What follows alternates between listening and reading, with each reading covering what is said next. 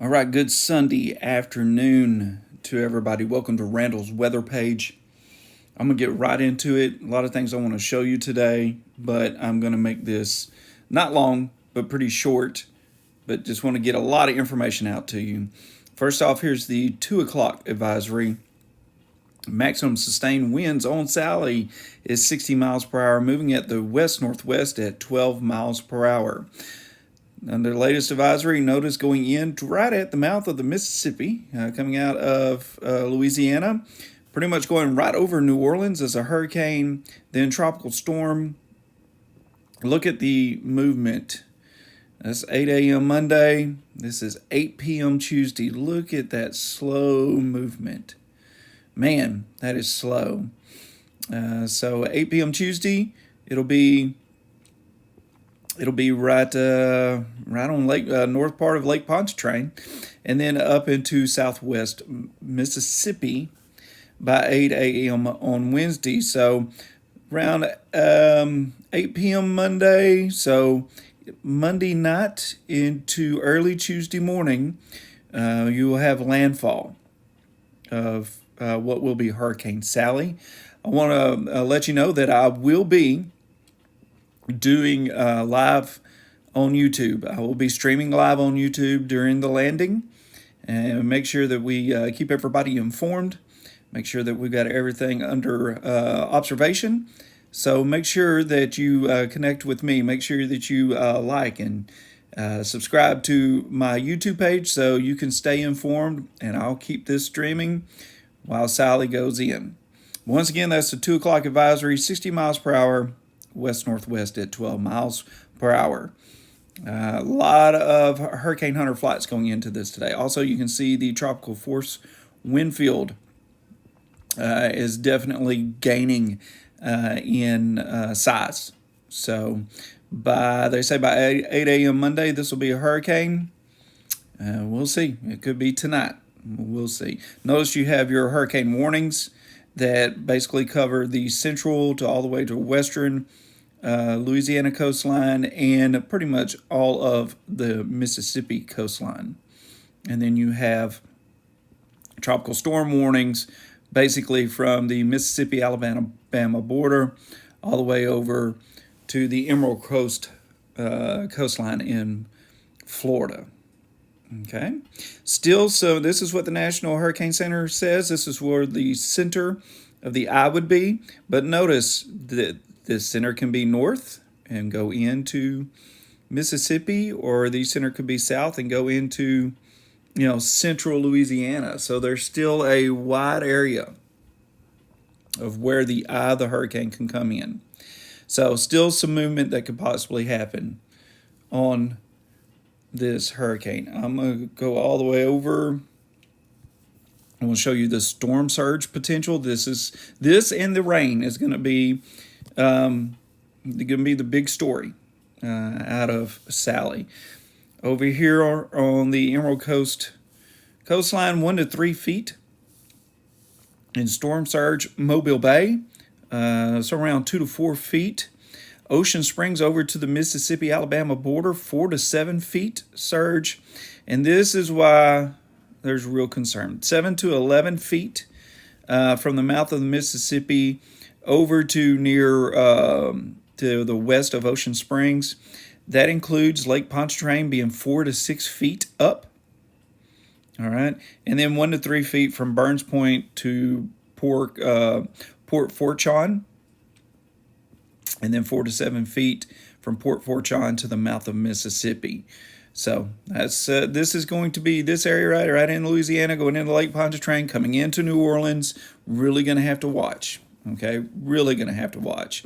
I know they've already started issuing mandatory evacuations for people outside of the levee, south of New Orleans. We're really, really, really going to have to watch this. This is shades of the storm surge that we saw a couple of years ago. I don't want to say the name, but it brings up bad memories for not only the people of New Orleans, but it brings up bad memories for my family too. as part of the helpers that went in afterwards. I just want to tell you right now, if you're in New Orleans, over to the Mississippi-Alabama border, you really need to be paying attention. You should have your plans ready right now on if you need to evacuate where you're going. And then by tomorrow, those plans need to be enacted if the local governments call for it, okay? Especially around the New Orleans area. All right, let's get out of that. I want to get into this. I'm going to go into the individual models and show you what the individual models are showing, but I'm doing this on hurricane models, icon model, and the rapid refresh and the wrap. I just want to show you those models and what they say about landfall. And what I'm going to be doing is I'm going to be using weathernerds.org, one of the best sites out there, especially for us weather nerds. And the reason why is because you can do so much with this. Okay, so the H1 shows the landfall right at the Mississippi-Alabama state line. So instead of coming in right here in southern Louisiana and then moving up, the H1 at noon shows it actually moving further east, going in right at the Mississippi-Alabama state line. Now, I'm going to go in and get a sounding of this area. And I want to see if there's much in the way of shear. So I'll look at the shear. Effective shear is 13 knots. Not much shear. I mean, hurricanes love it below 10. Around 13 knots is not bad for a hurricane. So at this point at landfall, the H1 is not showing much shear interacting with the storm. So that means the storm would continue to increase in intensity up until landfall. Now I'm going to get to a cross-section mode, and we're going to look at the inside of the hurricane, so a cross-section of the hurricane as it makes landfall. Notice very healthy eye in the hurricane. You've got strong winds on either side of the hurricane coming in. All right, and we're looking at somewhere around 95 to 112 knots of wind on both sides. So that would be, category 2. You're talking about, if it was at 112, you're probably talking about 125 in winds, right around in there. Okay, and in here on both sides. So the H1 last night, the H1, which is a hurricane model, was very well. It wasn't very. It showed a category 1, a weak category 1, going into Louisiana. This shows basically a category 2. So the H1 has increased in intensity since yesterday. And I just want to see here. I'm going to move to this other model, and I'm going to move to moisture. I want to see if there's any type of moisture that would be blocking. You do have some dry air coming in from the west side of the storm in the upper atmosphere. So this is the highest part of the atmosphere going down to the surface. This is the center of the storm. Whoops, didn't mean to touch that. Get out of there. So this is the center part, the eye. And at that, you would expect some dry air at the top. But out here, it looks like there would be some dry air encroaching from the west, trying to get in. That's in the upper atmosphere. So it'd try to be that would semi-limit some of the intensification right at landfall. But still, with that in the upper westward atmosphere of the storm. And when we get our groundings here, this is the center or the eye of the storm, east side of the storm, west side of the storm. You're just looking a cut down the middle of the storm.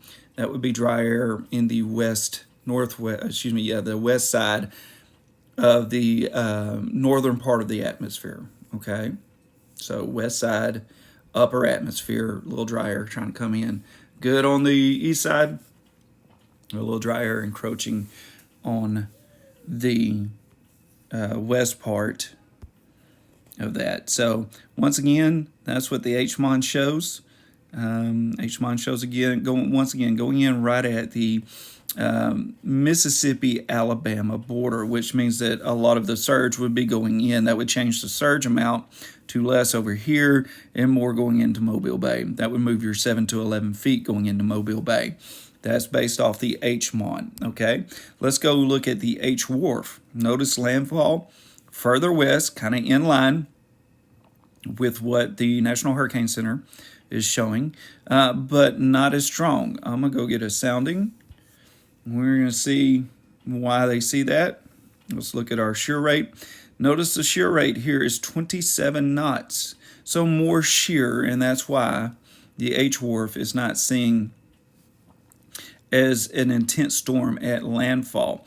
Now, basically, this model and the H-Mon have flip-flopped. Yesterday, this model showed Category 2, almost Category 3 storm going in, almost same spot. Now it's backed off because it's seeing more shear, and the H-Mon is seeing less shear. Let's zoom back out. Let's go get a cross-section of this storm, and then see if we can see. All right, so not near. Notice here's your, remember it was not, I'll show you here in a second, but not as impressive in the center part of the storm, not near as much wind on the west side of the storm. You have your wind over here. This is somewhere between 88 and 96 knots, so right at 100 miles per hour coming into land, but most of the energy off to the east side of the storm. I'm going to change this to our moisture dynamic, and let's see if we can see. Look, showing once again the west side of the storm in the upper atmosphere shows definitely more drier air. Okay, more dry air, and that's pushing. Here's your center part of the storm, east part of the storm, west part of the storm. Here's your center, and that's why it's definitely showing dry air pushing and making the storm center lopsided. Let's go back and look at that one more time. So you have the dry air over here pushing and making the storm lopsided. Okay. Anytime you make storm lopsided, the center lopsided, it's not good for development. Still looking at about 100 mile per hour winds on the east side of the storm, but not near as much on the left side, on the west side of the storm. So that's why the H-Wharf doesn't show it as intense, is because more shear, more dry air trying to come in from west to east at landfall. If that's the case, let's get out of here. Let me zoom out. If that's the case, then we're looking at more over towards, more over towards Orange Beach, Gulfport. This would be where your surge would be going in. This is where your higher wind and intensification would be going in, would be with the H-Wharf model. Now let's switch. Let's go over to the Icon model. The Icon model is even further east. This storm has Sally going in to Mobile Bay, basically.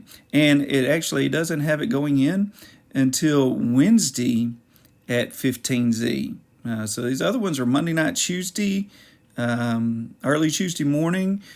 The Icon brings this to the mouth of the Mississippi, stops it, keeps it over water longer, and then moves it northeast into Mobile Bay.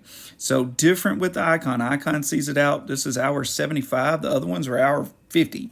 So it's out, almost 20 hours longer into the Gulf because it stops it, catches it. Let's say a front would catch it and then move it up to the north. Let's go in. I want to go in and see, let's get a sounding. And let's see what the cross section would be. Effective shear, look at that, 29 knots, almost 30 knots of shear with this storm at this point.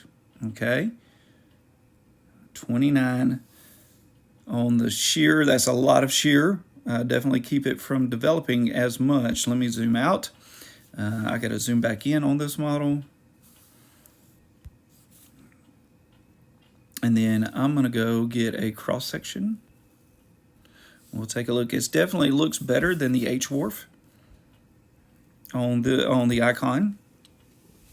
Let's go get a cross section of what the storm will look like. Definitely looks better. A little bit of bend at the top, but still, it's a tighter eye, so not as wide. So that usually means a little more powerful storm. Definitely more wind on the east side of the storm, as it should be on most hurricanes. Your west side of the storm, not as much winds, but still looking, about hurricane strength. Over here on the west side, on this side, you're looking more around 195 to 105 mile per hour winds going into, once again, Mobile Bay. Mobile Bay. I'm going to change this. We're going to go look at moisture content. Let's see with that at this point. Here we go, dry air. A lot of dry air coming in on your west side in the upper atmosphere. This even has it a little bit lower to 500. And then starting to push in at this point, starting to push from west to east at this point. That's why the top part of it was kind of bent. All right, top part of the eye was kind of bent to the left. This is coming in, bending this to the left just a little bit. So, but on the east side, nothing really looks, no dry air on the east side. Dry air coming in on the west side. Let me zoom out. Let me go back in. Zoom in one more time. To show you once again, this is the icon model. And then we'll go to model fields, go to winds. So you can see this is where it has it going in. I'll zoom in one more time. Once again, icon model. And this has it going in at 3 o'clock in the afternoon, around afternoon time, 75 hours out. So definitely the icon keeps it out. Once again, brings it more towards the mouth of the Mississippi, stops, and then moves it northeast, getting caught up by front. Okay, and that's where the icon model has it.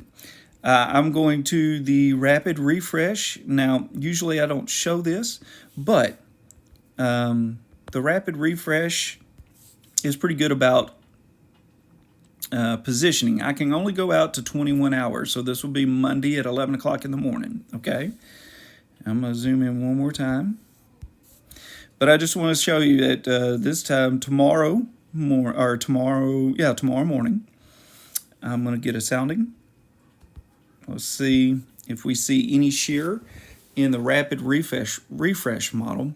Effective shear only 10 knots. That's not bad. Okay, 10 knots of shear will allow for intensification.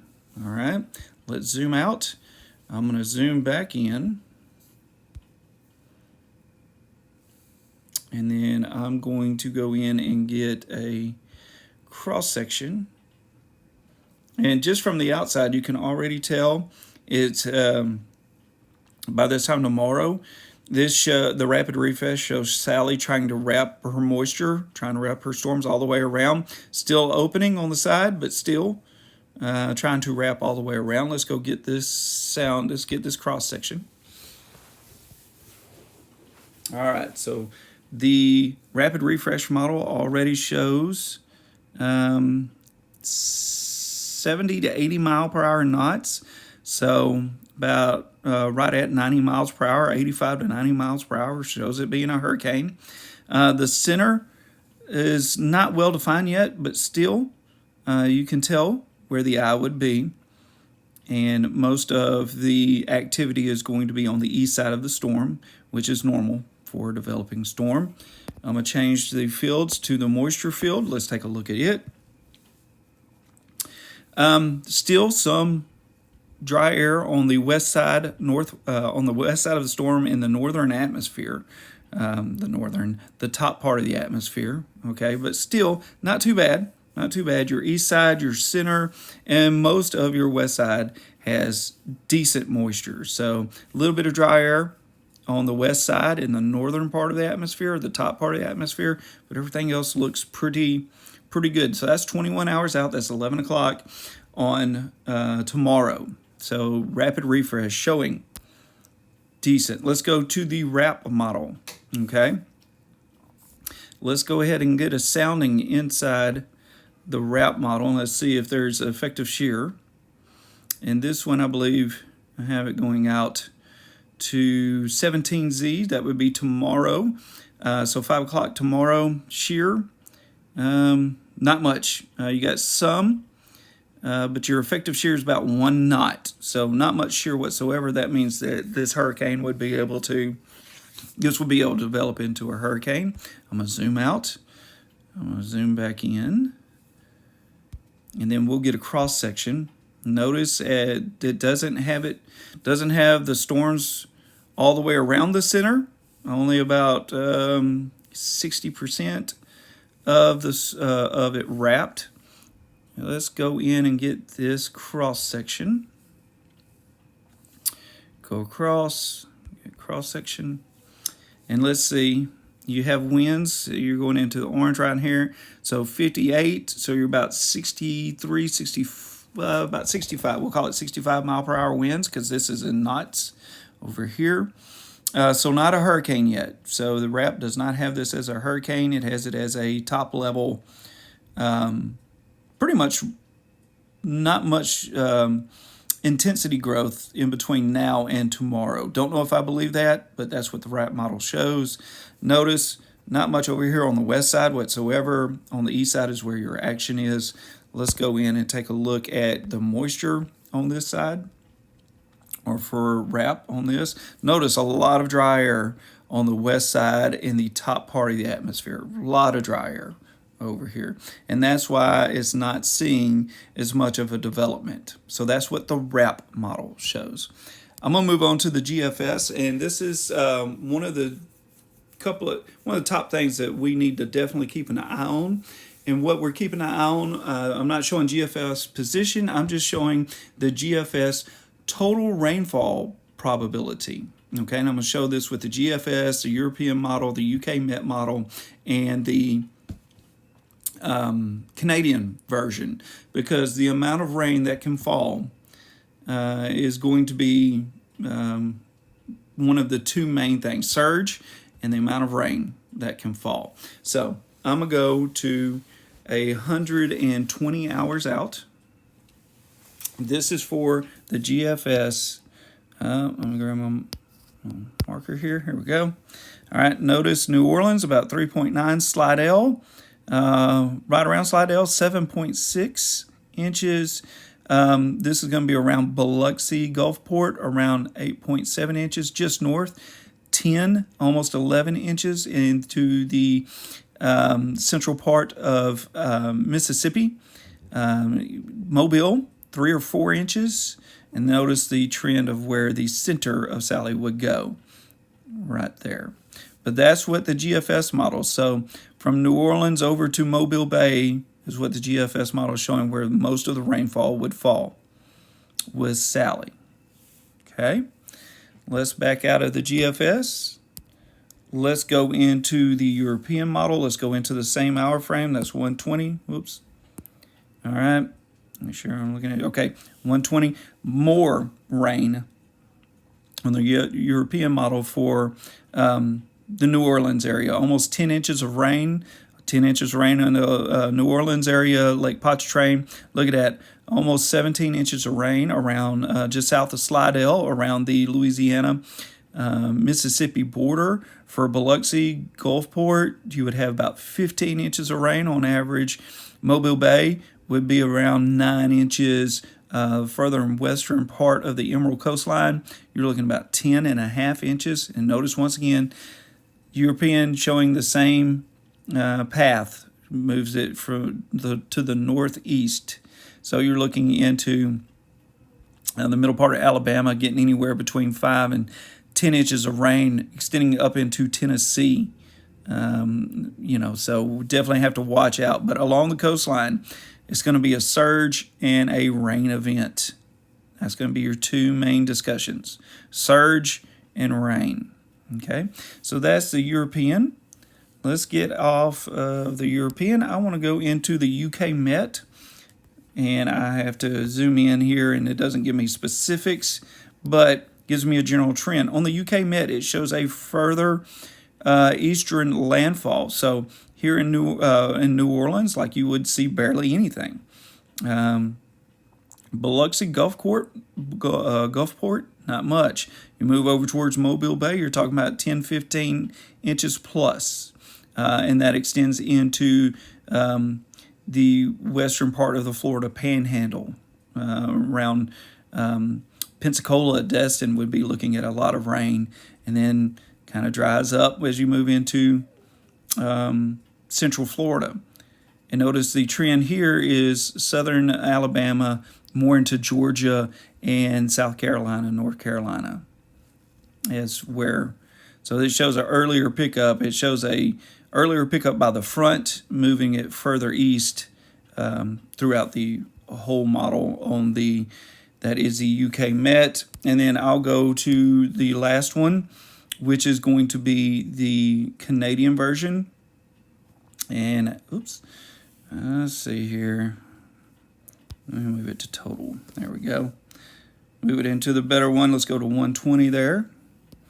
And this one is kind of split in the middle. So New Orleans about 4 inches, south of Slidell about 4 inches. Then your Gulfport, Biloxi, Mississippi, over into Mobile Bay would get the glut of the rain with almost 19 inches into the Gulf Coast of Mississippi, about 14 inches, 13 and a half, 14 inches going into Mobile Bay, and then moving up through Alabama, northern Georgia, far western South Carolina and North Carolina. So that is the differences in the models and everything. Okay, trying to give you a different look at everything, show you what all the models kind of show. If you look at a consistent, what is consistent, the consistency shows landfall somewhere in between just south and west of New Orleans to over near Mobile Bay. Okay, so that's where most models are showing this to hit.